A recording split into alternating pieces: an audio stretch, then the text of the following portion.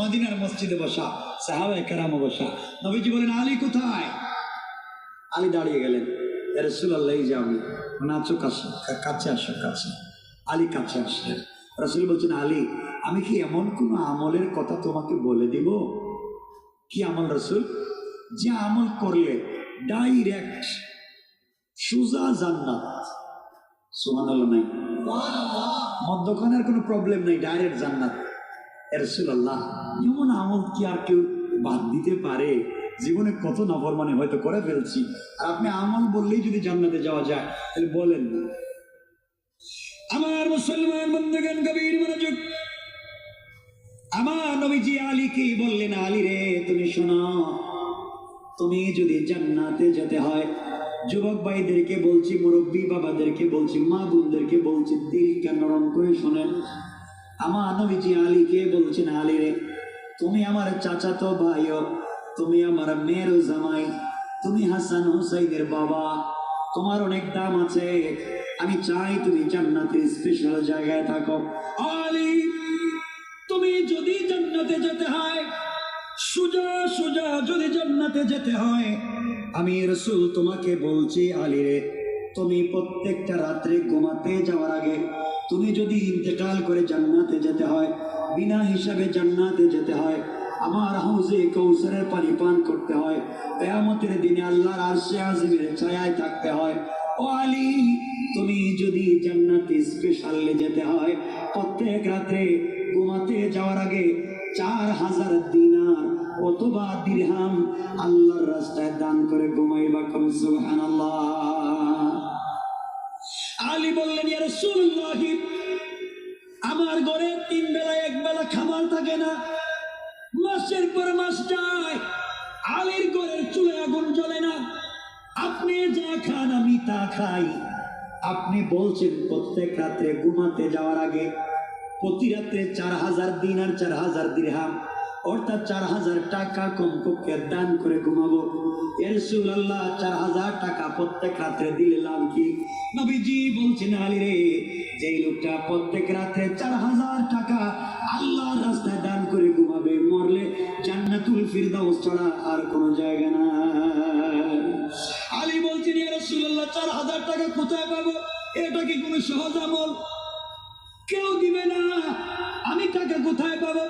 নবীজি মুচকি হেসে আলীর হাত জড়াইয়া বলছেন, আলী রে, তুমি যদি রাত্রবেলা ঘুমাতে যাওয়ার আগে মাত্র 4 বার সূরা ফাতিহা পড়ে ঘুমিয়ে যাও, আমার আল্লাহ 4000 টাকা দান করার সওয়াব দিয়ে দিবে। সুবহানাল্লাহ। জোরে পড়ুন, জোরে। এটা তো পারবেন কমপক্ষে। আলী, 4000 টাকা দেওয়া লাগবে না, মাত্র 4 বার সূরা ফাতিহা পড়ে যদি ঘুমিয়ে যাও, প্রত্যেক রাত্রে 4 বার সূরা ফাতিহা যদি পড়ো, প্রত্যেক রাত্রে আমার আল্লাহ তোমাকে 4000 টাকা দান করার সওয়াব দিবেন। আর এইভাবে যে ব্যক্তি ইন্তেকালের আগ পর্যন্ত আমল করবে, আল্লাহ রাসূল বলেছেন সে বিনা হিসাবে জান্নাতে চলে যাবে। কোন সুবহানাল্লাহ। সাহাবায়ে কেরাম বলছেন, ইয়া রাসূলুল্লাহ, আরো সহজ কোন আমল দেন, আরো দেন। নবীজি বলছেন, আলী রে, তুমি যদি বিনা হিসাবে জান্নাতে যেতে চাও, আমি রাসূলের সঙ্গে জান্নাতে যেতে চাও, আমার হাতে হাউজে কৌসারের পানি পান করতে চাও, আমার প্রতিবেশী জান্নাতে হতে চাও, তাহলে তুমি প্রত্যেক রাত্রে 30 পারা কোরআন খতম করে ঘুমাইবা। আলী ডাক দিয়ে বলছেন, ইয়া রাসূলুল্লাহ, প্রত্যেক রাত্রে যদি 30 পারা কোরআন খতম করে ঘুমাইতে হয়, তাহলে ঘুমাইব কোন সময়? কথা কম না? ইয়া রাসূলুল্লাহ, আমি কখন ঘুমাবো? রাত তো শেষ হয়ে যাবে। নবীজি মুচকি হাসি দিয়া বললেন, আলী রে, তুমি যদি প্রত্যেক রাত্রে ঘুমাতে যাওয়ার আগে 3 বার সূরা ইখলাস পড়ে ঘুমিয়ে যাও, আমার আল্লাহ 30 পারা কোরআন খতমের সওয়াব দিয়ে দিবে। সুবহানাল্লাহ। রাজুলে পড়ে আলী বলছেন, চমৎকার কথা তো। 4 বার সূরা ফাতিহা পড়লে 4000 টাকা সওয়াব, 3 বার সূরা ইখলাস পড়লে 30 পারা কোরআন তেলাওয়াতের সওয়াব। ইয়া রাসূলুল্লাহ, আরো কিছু সহজ আমল আমাকে দেন। সাহাবায়ে কেরাম দাঁড়িয়ে গেলেন। নবীজি বলছেন, আলী, ও সাহাবীরা শোনো, তোমরা যদি আমার সঙ্গে জান্নাতুল ফিরদাউসে যেতে চাও, তোমরা যদি আমার প্রতিবেশী হতে চাও, মাজিদ নামক মাঠে আমার সঙ্গে থাকতে চাও, তোমরা যদি 1000 তলা বিল্ডিং এ থাকতে চাও, রাত্রবেলা ঘুমাতে যাওয়ার আগে প্রত্যেক রাত্রে তোমরা জান্নাতের মূল্য পরিশোধ করে ঘুমাইও। কি পরিশোধ? কিসের মূল্য? সাহাবায়ে কেরাম বলছেন, ইয়া রাসূলুল্লাহ, 8টা জান্নাতের মূল্য।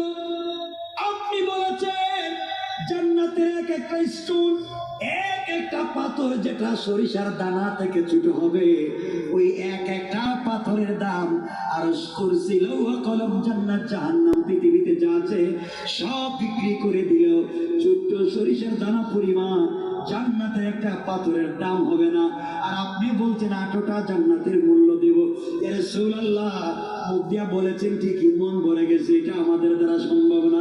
নবীজি মুচকি হেসে দিয়ে বললেন, ও আলী, সাহাবীরা তোমরা শোনো, তোমরা যদি 8টা জান্নাতের মূল্য পরিশোধ করে ঘুমাতে চাও, ঘুমাতে যাওয়ার আগে মাত্র 3 বার আমার উপরে দুরূদ শরীফ পড়ে ঘুমাইয়া যাইবা।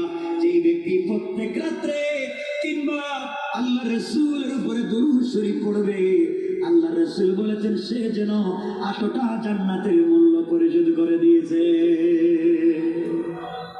আর কত সহজ করে বললে জান্নাত পাইবেন। সাহাবায়ে কেরাম বলছেন, ইয়া রাসূলুল্লাহ, আরো সহজ করে আমাদেরকে আরো কিছু আমল দিন। এবার নবীজি বলছেন, আলী রে, তোমরা প্রত্যেক রাত্রে ঘুমাতে যাওয়ার আগে একটা ঝগড়া মিটিয়ে ঘুমাইও। স্বামী স্ত্রীতে ঝগড়া লেগে গেছে, মিটিয়ে ঘুমাইয়া যাইও। বাবা ছেলে ঝগড়া মিটিয়ে ঘুমাইয়া যাইও। 2 গ্রামে ঝগড়া লেগে গেছে, ঝগড়া মিঠাইয়া পরে ঘুমাইও। 2 দেশে ঝগড়া লেগেছে, ঝগড়া মিঠাইয়া ঘুমাইও। ইয়া রাসূলুল্লাহ, একটা ঝগড়া মিঠাইয়া ঘুমালে কি হবে? নবীজি 2 আঙ্গুল দেখাইয়া বলছেন, আলী রে, এই 2 আঙ্গুল যত কাছাকাছি, যারা ঝগড়া মিঠাইয়া ঘুমাবে তারা আমার সঙ্গে জান্নাতে থাকবে তত কাছাকাছি। সাহাবায়ে কেরাম বলছেন, ইয়া রাসূলুল্লাহ, এখন তো গ্রামে গ্রামে ঘুরে লাগবে, কোন গ্রামে স্বামী স্ত্রী ঝগড়া জানি কেমনে, বাবা ছেলে ঝগড়া কেমনে জানবো? নবীজি বলছেন, ও আলী, ও সাহাবীরা তোমরা শোনো, তোমরা যদি রাত্রবেলা ঘুমাতে যাওয়ার আগে মাত্র 10 বার আস্তাগফিরুল্লাহ, আস্তাগফিরুল্লাহ, আস্তাগফিরুল্লাহ 10 বার পড়ে ঘুমাইয়া যাও, তাহলে যেন 2 দেশের ঝগড়া লাগলে এই ঝগড়া মিঠাইয়া দিলে যে সওয়াব, এই সওয়াব তোমরা পেয়ে যাইবা। সুবহানাল্লাহ পড়েন। কথা কি বুঝতেছেন আমার? সাহাবায়ে কেরাম বলছেন, ইয়া রাসূলুল্লাহ, আরেকটু আমল দেন। 5 নম্বর নবীজি বলছেন, শোনো সাহাবীরা, তোমরা যদি জান্নাতে আমার সঙ্গে যেতে চাও, হাউজে কাউসারের পানি পান করতে চাও, প্রত্যেকটা রাত্রে তোমরা একটা উমরা হজ করবা, একটা ফরজ হজ করবা। ইয়া রাসূলুল্লাহ, একটা উমরা একটা হজ আমরা কেমনে করব? আমরা তাকে মদিনায় হজ করতে যাওয়া লাগবে, মক্কায়। নবীজি বললেন, সাহাবীরা রে, যারা প্রত্যেক রাত্রে একটা উমরা করবে, একটা হজ করবে, তারা আমার সঙ্গে জান্নাতে যাবে। সাহাবায়ে কেরাম বলছেন, ইয়া রাসূলুল্লাহ, এটা সম্ভব না। নবীজি বললেন, সাহাবীরা শুনো, তাহলে যারা প্রত্যেক রাত্রে ঘুমাতে যাওয়ার আগে 4 বার কালিমে তামজিদ, 4 বার কালিমে তাওহীদ পড়ে ঘুমিয়ে যায়, তারা একটা মকবুল হজ, একটা মকবুল উমরার সওয়াব